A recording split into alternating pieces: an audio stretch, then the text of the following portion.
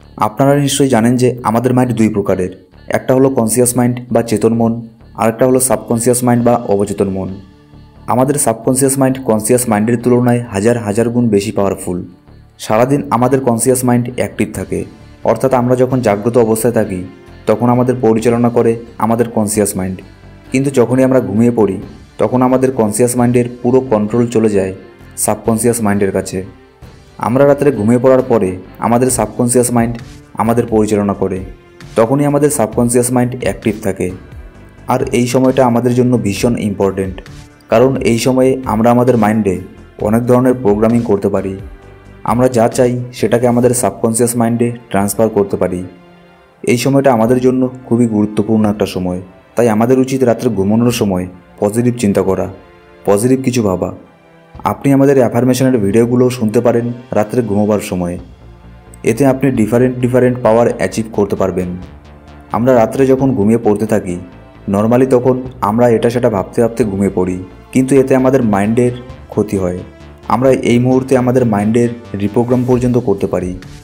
এবার প্রশ্ন হলো, তাহলে রাত্রেবেলায় কীভাবে ঘুমোলে আমাদের মাইন্ডের জন্য সেটা ভালো হয়, যাতে আমাদের সাবকনসিয়াস মাইন্ড অনেক বেশি অ্যাক্টিভ হয়ে যায় আর আমরা যাতে সাবকনসিয়াস মাইন্ডের পাওয়ারের ব্যবহার করতে পারি।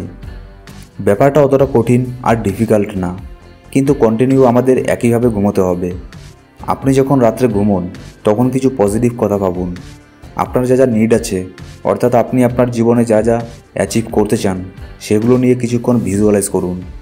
ইমাজিন করুন যেন আপনি সেগুলো অলরেডি অ্যাচিভ করে নিয়েছেন। সেরকম ফিলিং আপনার মাইন্ডে নিয়ে আসুন। এভাবেই ভাবতে ভাবতে আপনার সম্পূর্ণ ধ্যান আপনার কপালের মধ্যে নিয়ে আসুন। আপনার মাথার একদম উপরেও ধ্যানকে নিয়ে আসতে পারেন। প্রশ্ন হলো, এতে কি হবে? দেখুন, আপনি যখন রাত্রে ঘুমোবার সময় আপনার সম্পূর্ণ ফোকাস আপনার কপালের মধ্যে নিয়ে আসেন, আর যদি আপনি এভাবেই ঘুমিয়ে পড়েন, তাহলে এতে আপনার সাবকনসিয়াস মাইন্ডের প্রচণ্ড হারে বৃদ্ধি ঘটে। আপনার সাবকনসিয়াস মাইন্ডের সব পাওয়ার আনলক হতে থাকে। এভাবেই কিছুদিন কন্টিনিউ করার পরে হতে পারে আপনি হঠাৎ করেই লুসিড ড্রিমও দেখতে পেলেন। আপনি সাবকনসিয়াসলি স্বপ্ন দেখতে পারছেন। এরকমভাবে ঘুমোলে আপনার রাতের ঘুম সম্পূর্ণ ধ্যানের মধ্যে পরিবর্তন হয়ে যায়। মাত্র 20 মিনিটের ধ্যান আমাদের জন্য কতটা অ্যাডভান্টেজ সেটা আপনি নিশ্চয়ই জানেন। তাহলে যদি গোটা রাত আপনি ধ্যানের মধ্যে থাকতে পারেন, তাহলে আপনার সাবকনসিয়াস মাইন্ডের পাওয়ার কতটা বৃদ্ধি হতে পারে সেটা কল্পনা করে দেখুন। আপনার কপালের মধ্যে, অর্থাৎ আপনার ধ্যান যখন থার্ড আইয়ের স্থানে নিয়ে আসেন, তখন আপনার সব এনার্জি সেই থার্ড আইয়ের স্থানেই ফ্লো করতে থাকে। এতে আপনার থার্ড আইও অ্যাক্টিভ হতে থাকে। ধীরে ধীরে আপনার থার্ড আই অ্যাক্টিভ হওয়ার ফলে আপনার সাবকনসিয়াস মাইন্ডের শক্তিও বৃদ্ধি পেতে থাকে। থার্ড আইয়ের শক্তি আমাদের সাবকনসিয়াস মাইন্ডের একটা পার্ট মাত্র, এর ভেতরেও আরও অনেক কিছু আছে।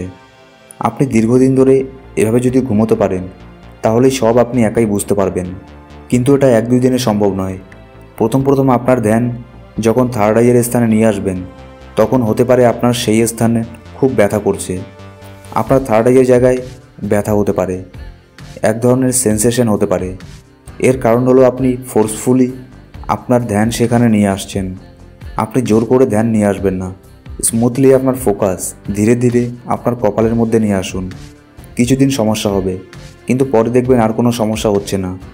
আপনি এভাবেই আপনার ধ্যানকে কপালের মধ্যে এনে আপনার গোটা রাতের ঘুমকে মেডিটেশনে পরিবর্তন করতে পারেন। কোনো প্রশ্ন থাকলে অবশ্যই কমেন্ট করে জানাবেন। ভিডিওটিকে লাইক এবং শেয়ার করবেন, এবং আরও নতুন ইন্টারেস্টিং ভিডিও দেখতে সাবস্ক্রাইব করে প্রেস করে দিন পাশের bell icon. Thank you so much for watching.